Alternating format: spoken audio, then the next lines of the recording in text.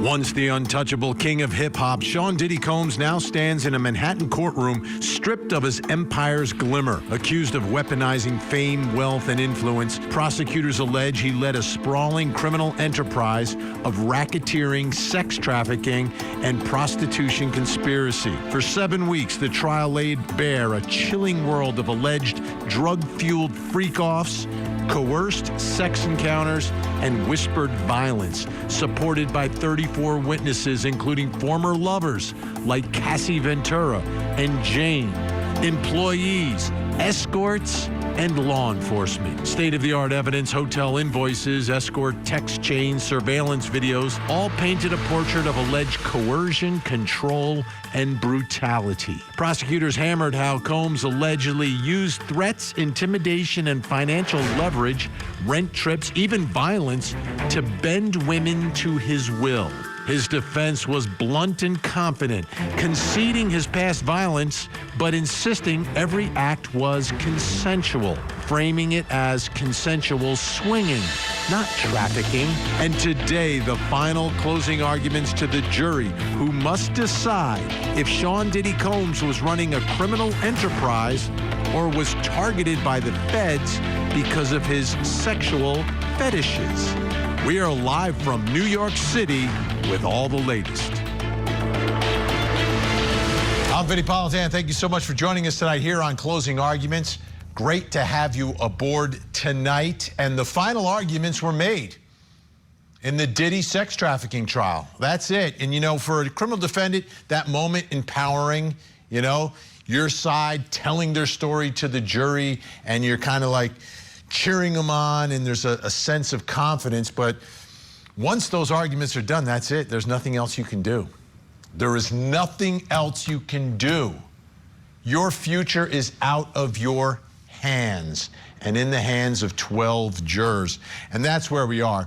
The arguments made by the defense, you know, to me really comes down to consent, and that Cassie consented and others consented to this behavior in these freak-offs and hotel nights, that it wasn't about coercion, it wasn't about being forced to do something, it was about consensual, kinky, whatever you want to call it, but adult behavior by adults. The question is the jury going to buy it? Is the jury going to buy it after hearing the testimony, seeing some of the videos, or seeing a lot of videos? Are they going to buy that this was just fun and games for everyone? Yes, it's a freak-off night. Time to celebrate. We'll see. We'll see. But Judgment Day is coming for Diddy. It's just around the corner. The jury is going to make a decision.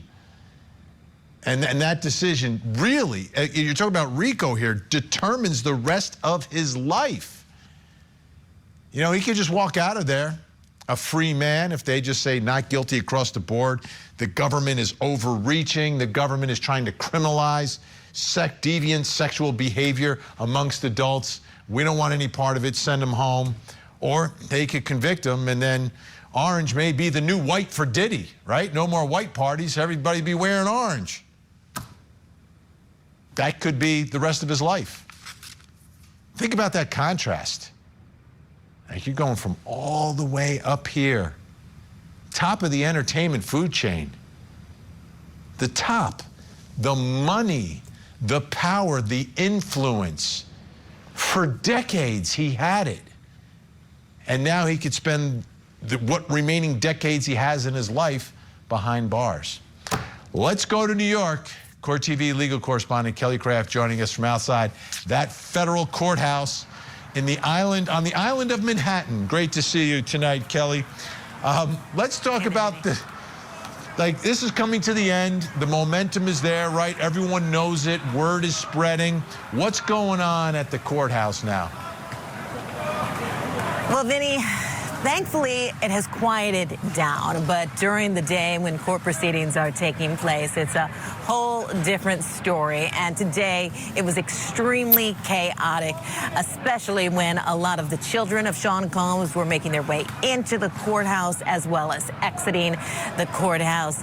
And then also when the prosecution team leaves as well as defense counsel leaves. So we always get shots of them leaving the courthouse as well. People are always gathered around trying to get a chance to talk with them and ask them some questions.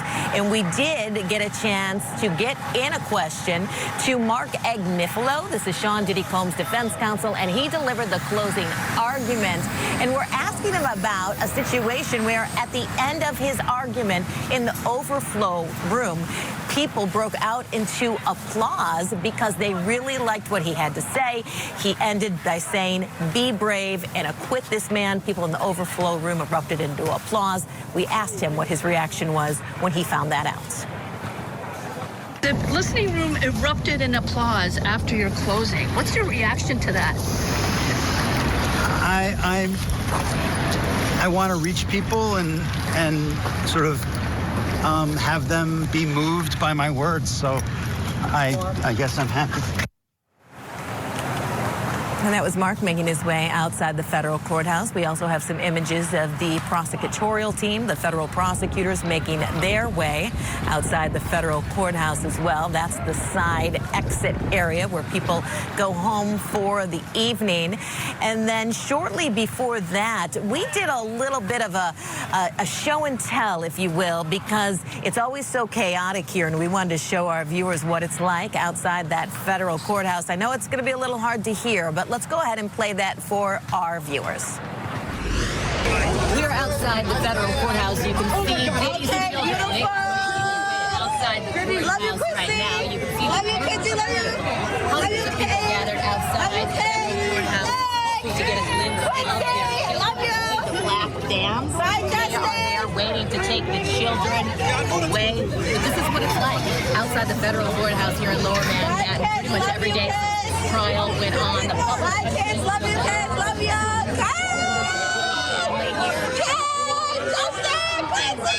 It's always quite chaotic.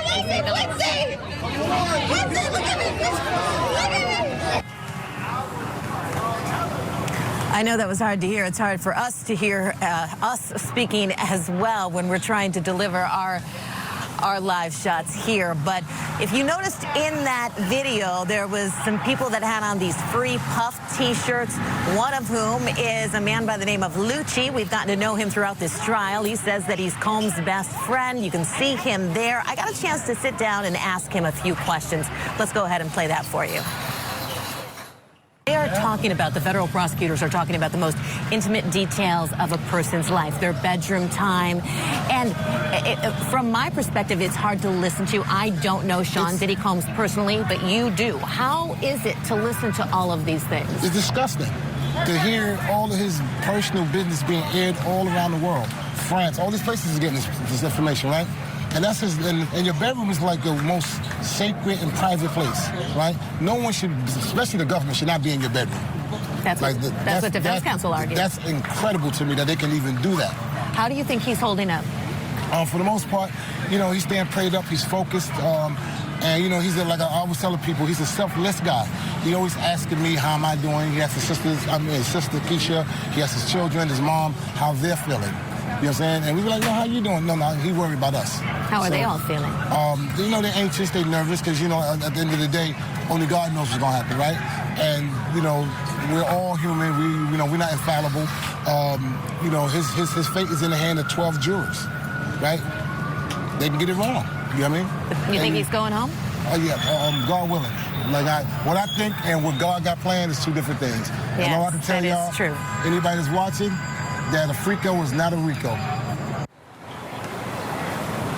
Yeah, Vinnie, you heard him say that. A freak-off is not a Rico. He had some interesting lines, but always interesting to get the perspective from those who are closest to Sean Combs, Vinnie. Yeah, and generally your bedroom is a private place. It seems that he invited a lot of strangers into his bedroom, and that's part of the allegations in the case. We spoke to one of them on the show last night, by the way. Okay, let's talk about the defense closing arguments. What was their theme? What did they do here? They said this is a tale of two trials, Vinnie, talking about one is the evidence and the other is the narrative the prosecution wants to put forth.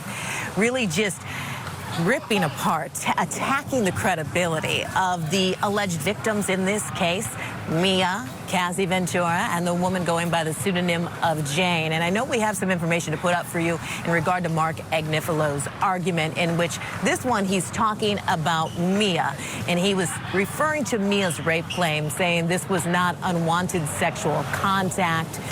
He accused Mia of putting on a false persona on the stand, and he showed the jury a smiling group photo of Combs' employees. This is your racketeering enterprise, folks. That's what he ended up saying in regard to that. Now, he also talked about Jane.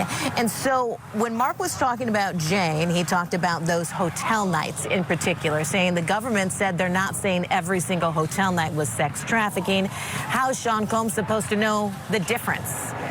He then said Jane was a willing participant at the time, but now she regrets it, and she also resents him for it. Then, of course, he talked about the star witness for the prosecution, Cassie Ventura. He spent a lot of time talking about Cassie Ventura, and so he said Ventura's freak-offs with Combs were not sex trafficking.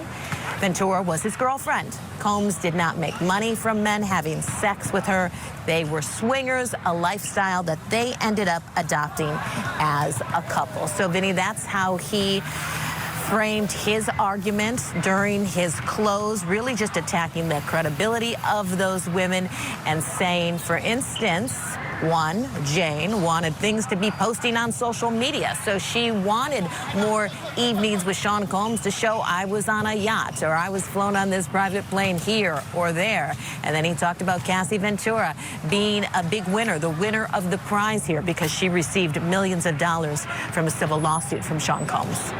Yeah, so I guess kind of two themes, right? The accusers going after them, but then also going after the government and the fact that they are attempting to turn this into a RICO racketeering case as opposed to just whatever underlying crimes may have occurred here, which I think is the strongest argument. It depends on what the jury thinks of RICO, you know, if this is proper use or if this is kind of, the government overreaching and using a law that's not intended for this type of behavior.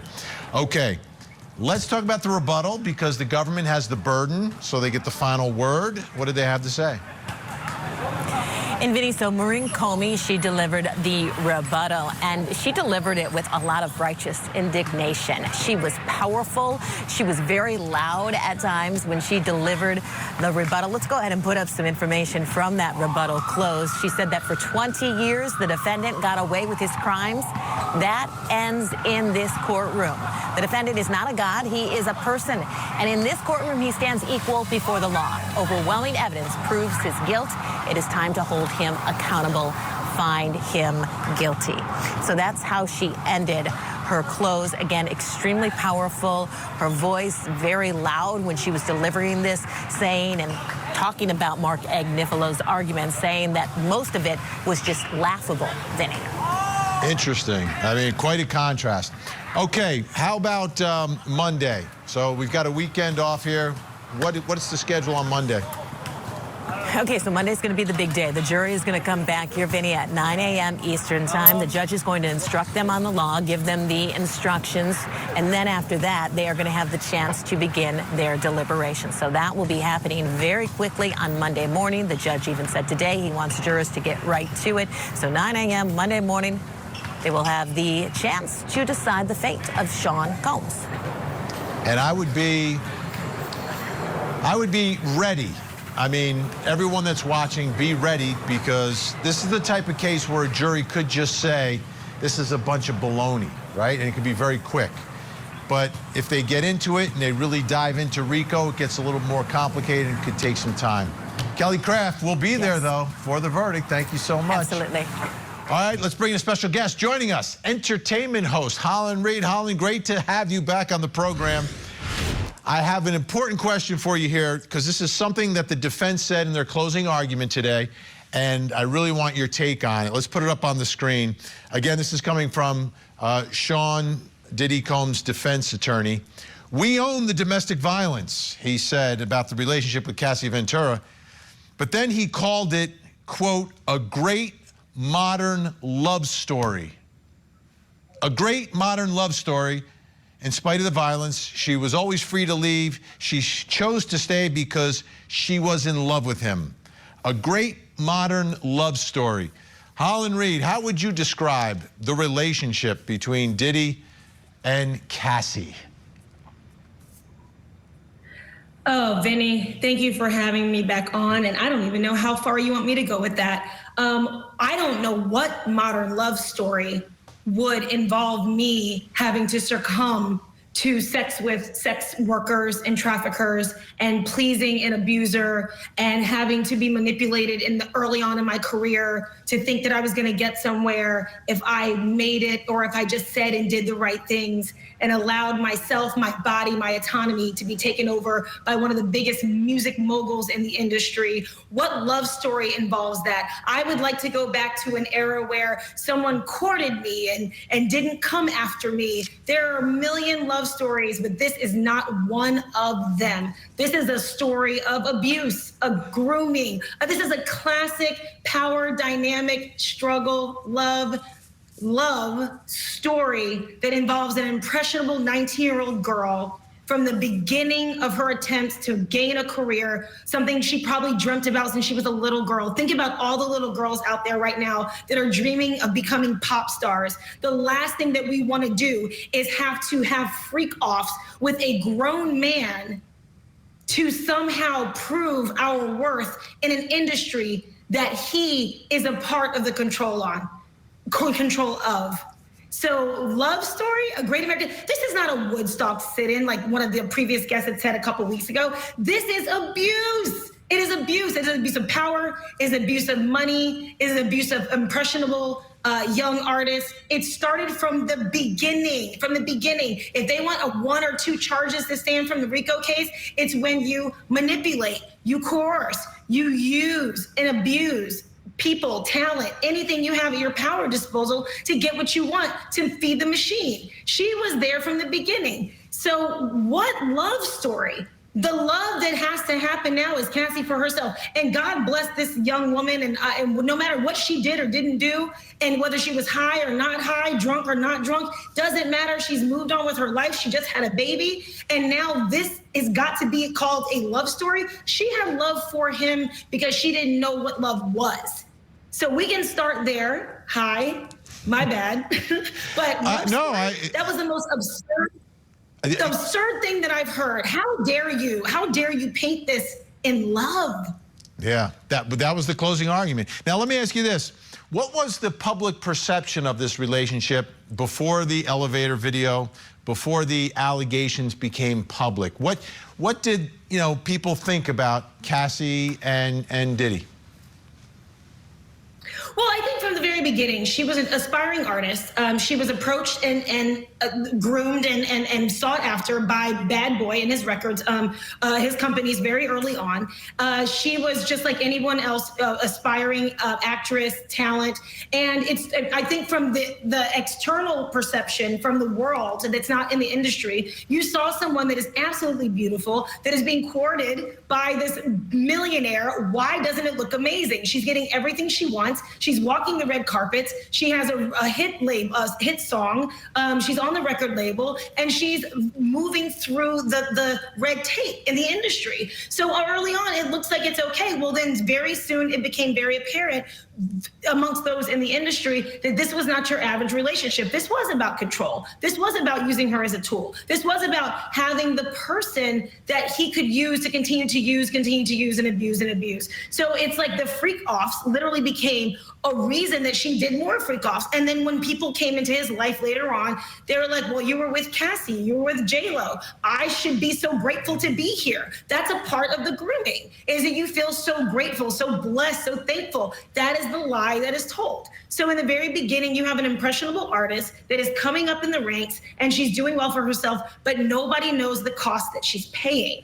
And that's the thing with the industry, with any industry, really. And it's not all bad, but there is a lot of bad that happens with that. It's classic. So later on, you realize, It's classic that something like this happens in the music industry. I mean, you could, you know, the older male music executive with all the power, the young and upcoming artist. Was there any of that? Like people were looking at him saying, you know, creepy old guy? Was there any of that? Or were people looking at it like, oh, this is a glamorous couple?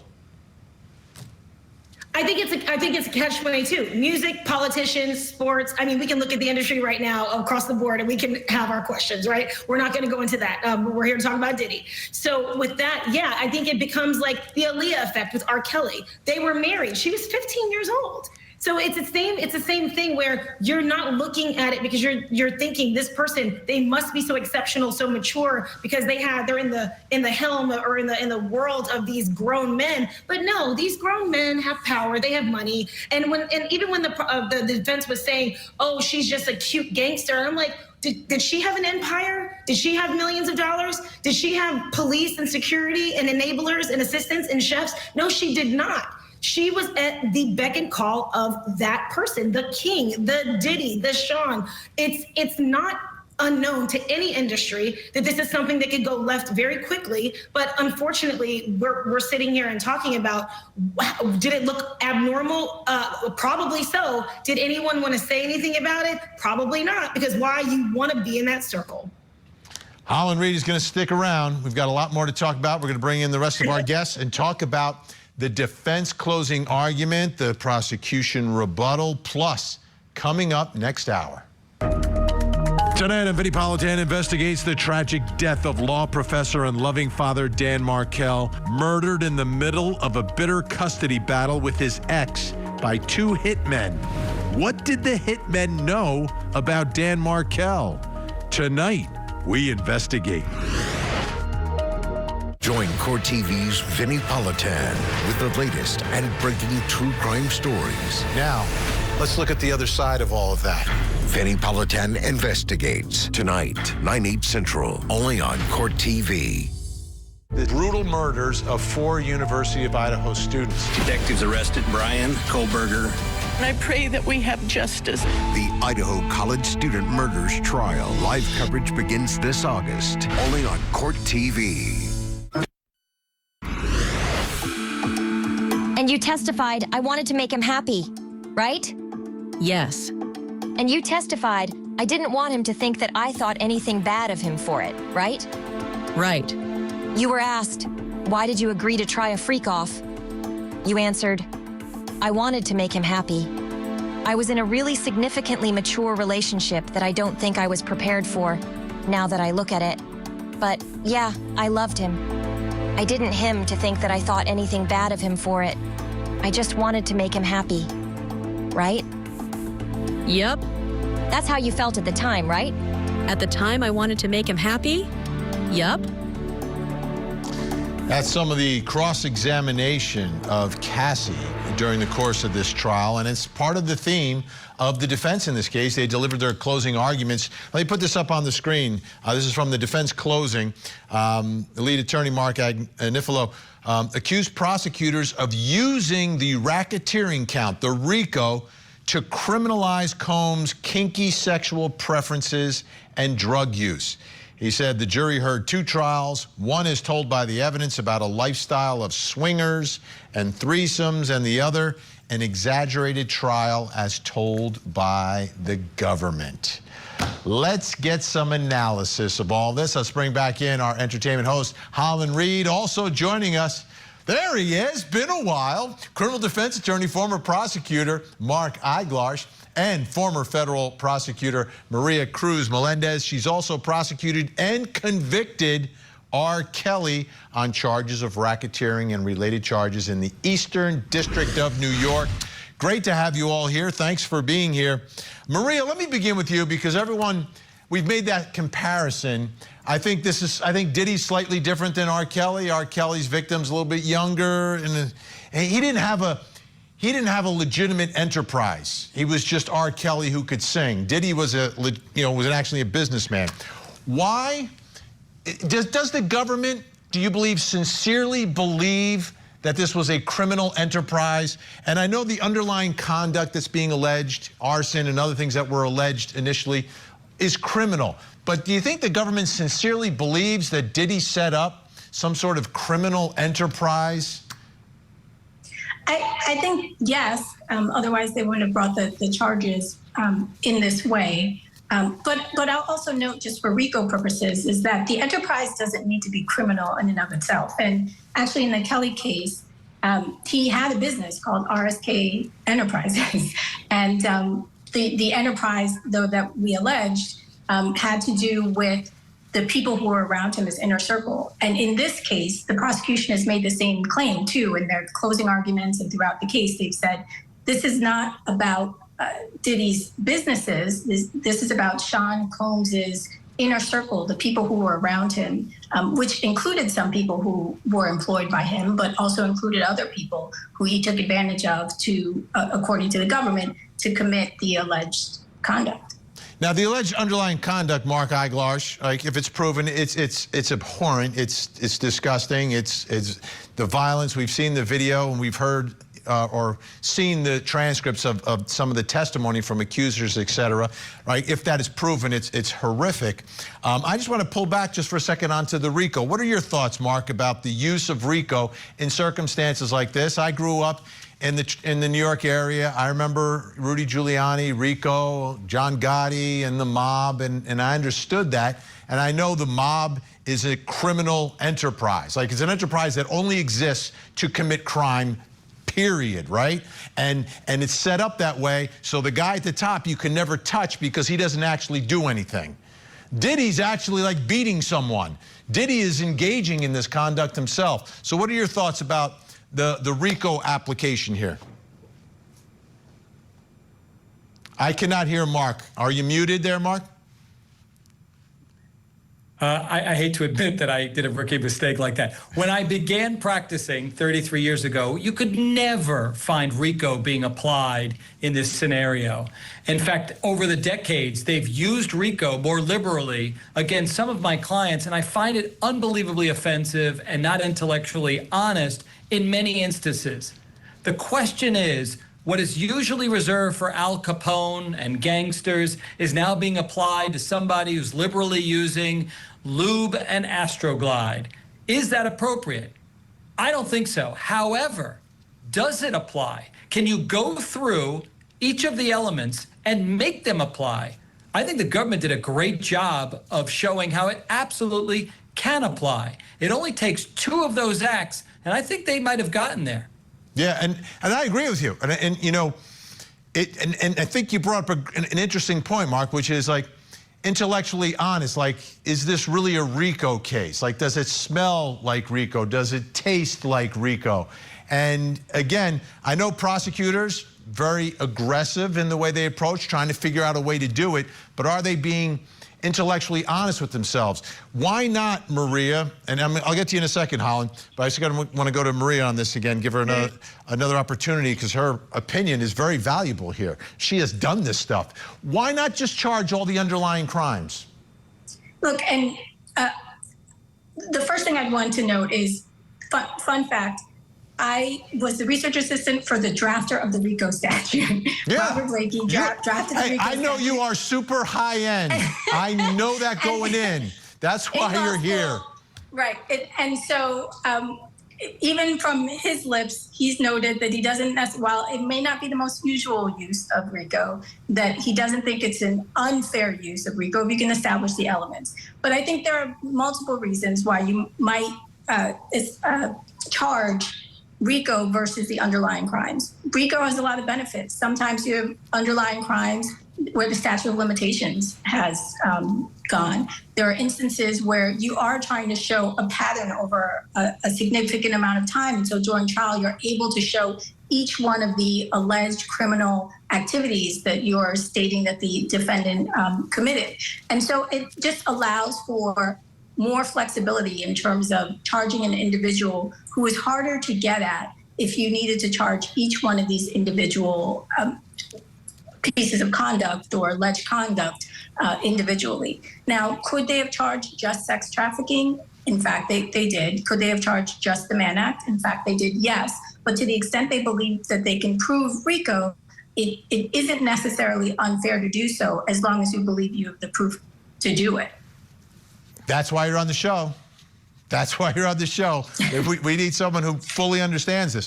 Okay, let's talk about this. I want to put this up from the closing argument, talking about Capricorn Clark in the defense close. She was not kidnapped. He couldn't care less. He had nothing to do with it. He said of Clark's account that she was forced to take a lie detector test. The world Sean Combs created and is at the center of, that's the life that she wants back. Holland, during the course of this trial, that's another obvious place the defense is going to go. That, you know, these women wanted to be in this life and now they're out of it. And, you know, it's about money. It's about all this access. How do you see that? Like, how do you see the public perception of that, right? Because the jury I look at as like the public. They'll look at these, the situation and the position that the different parties are in, the accusers, the accused. How do you see it? That's the best question you could have given me. I'm going to stay in my lane because I'm just like getting law lessons every time I sit on here with you guys. I'm going to say this from a public perception. You're going to either love the law in this case, or you are going to love the idea of a reality show, legal entertainment battle, and people are going to look at what they want to look at saying, well, that doesn't make sense. This is the bedroom case. This is none of your business. But it wasn't just in the bedroom. It moved outside the bedroom. It moves outside to business. It moved outside to cash, to money, to other people involved. So you're either going to love the letter of the law or you're going to love entertainment. And I think that's going to be the perception, which is where that, you know, trial by media and trial by jury are two very, very different things. And the one thing that I'm realizing is that people do not want someone's private intricacies revealed. But if you're using them for abuse and you're gaining power relentlessly over decades, then that's where this whole RICO trial stands and continues to be what we're, you know, waiting for the verdict for. So that's my takeaway is either you love the law or you love the reality TV aspect of the law. All right. That scares me. Vin, I hope she's not right, because what I'm hearing, and I don't know if she didn't mean it, is they're either going to follow the law or they're not. Yeah. And to me, this is bigger than Diddy. Every case is, you know, the system is on trial. It'll be a miscarriage of justice if they don't go through each of the elements and see whether they fit and put aside any sympathy and emotion and just decide whether they've proven the case. Boy, I hope that happens. We shall see. They'll be deliberating on Monday. Great news. Our guests are staying with us. When we come back, we'll talk about the prosecution rebuttal closing. Yeah, they got the final word because they have the burden.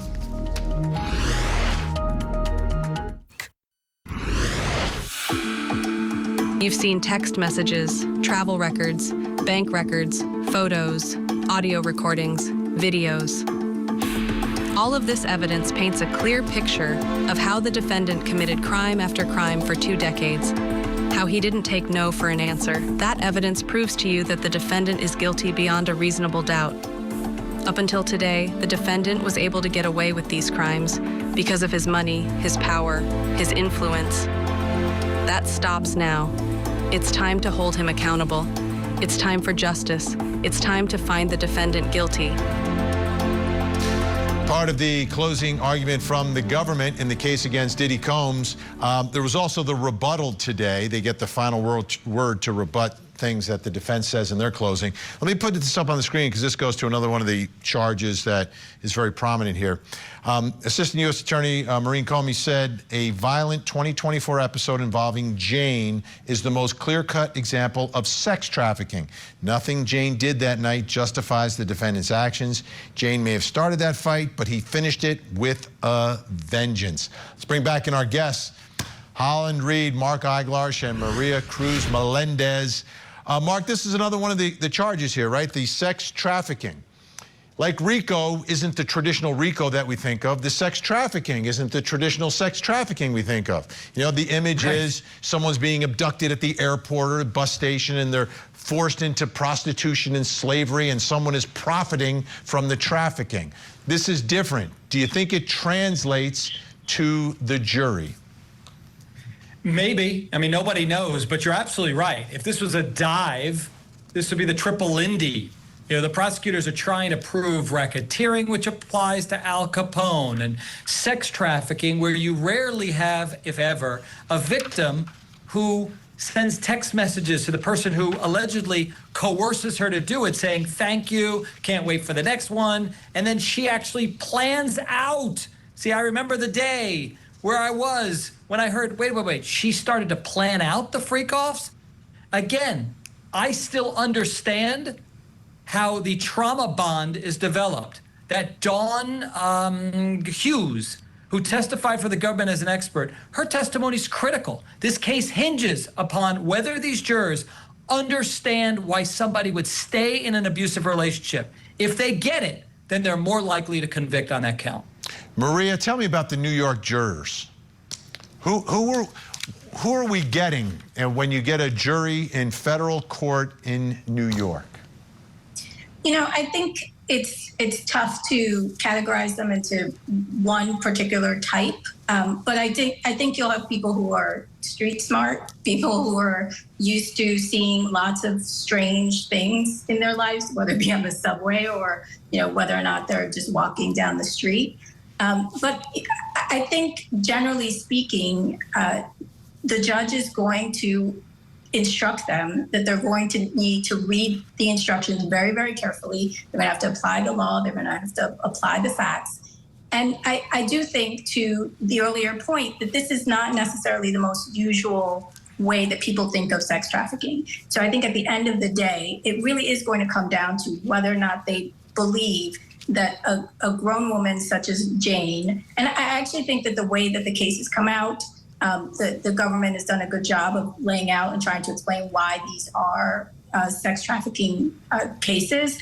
I think it's probably easier given the nature of the relationship with Cassie, but I do think there may be some question with respect to Jane, given the nature of that relationship. At the end of the day, all the government can ask and all the defense can ask is to look at the evidence and make a decision that's guided by the law and the facts. I think in this situation, it's possible we could see a split verdict. We could see a situation where they find sex trafficking with regard to Cassie, but not with regard to Jane. It'll be interesting to see how it shakes out. And we just saw that big split verdict in the Weinstein retrial, so very, very possible. And to me, that's a sign of a very sophisticated jury that is going in there and looking at each charge, each count, each element. Holland Reed, let me ask you, jury has to make the decision, members of the public. Where is Diddy right now in the eyes of the public? It is exactly what everyone else has said. It's split down the middle. It's 50-50. This is a lifestyle case, and then it's a legal case. So you have everyone saying, leave this man alone. He was just in kink. He was, yes, domestically violent. He's volatile. He might need help with addiction issues or anger management issues. That's not RICO. But then you have the legal analysts, like all of you, who are saying, but no, you only need 2 instances, correct me if I'm wrong, to prove that this is conspiracy. He has the means, he has all of the evidence of coercion. So I feel like the people who are not privy to legal, education or entertainment influence, they're making opinions based on what they would do in their personal lives. But this is so far beyond just your personal life. This is someone that literally used his entire network to create a world in which he ruled as king. And I think that's why I've been saying from the beginning, I feel like, the RICO case would stand. I am not a lawyer. I say that all the time when I'm on here, but I always ask, I wish I was, but I can look from a layman's perspective and say, well, there are 2 sides to this coin, and that's where I think that the public is kind of displaced and not understanding. This is not a domestic violence case. I can get in here. This is a RICO charge. So we have about a minute left. Mark, I'll give you 30, and then Maria, you wrap it all up for us. Okay, so what's going to help the government in their RICO and sex trafficking, which typically isn't, these types of facts, is the fact that the government has done a spectacular job showing the jurors who this guy is. And while character evidence isn't normally admitted in a criminal case, They hate him. They hate what he did to these people. And while some would argue it's not racketeering and it's not sex trafficking, many could see it that way, and it's going to be aided by the fact that they don't like him. All right, Maria, final word. Yeah, I think at the end of the day, defense counsel did what they could do with the evidence that was put out there. They couldn't ignore the violence. They couldn't ignore what was on video, what was on audio. But ultimately, it's obviously going to come down to the jury. I think at the end of the day, the government has done a good job of explaining everything to the jury in the way that it needed to come out. But I wouldn't be surprised if we didn't see a full 100% conviction. Big thank you. What a great panel tonight. Holland Reed, Mark Eiglarsh, and Maria Cruz Melendez. Your insight is so valuable. Thank you so much. All right, folks, when we come back, something else you need to know tonight. Join Court TV's Vinnie Politan with the latest and breaking true crime stories. Now, let's look at the other side of all of that.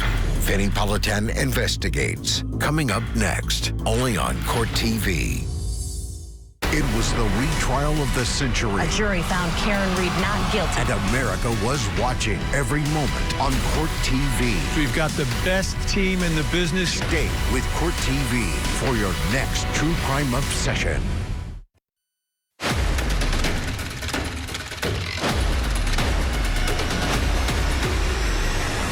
Welcome back. Time to reveal something else you need to know tonight. Let's take a look at the big board. And what do we have? Bite back. Oh, this is unreal, folks. Cobra Kai star Martin Kove allegedly bit his co-star.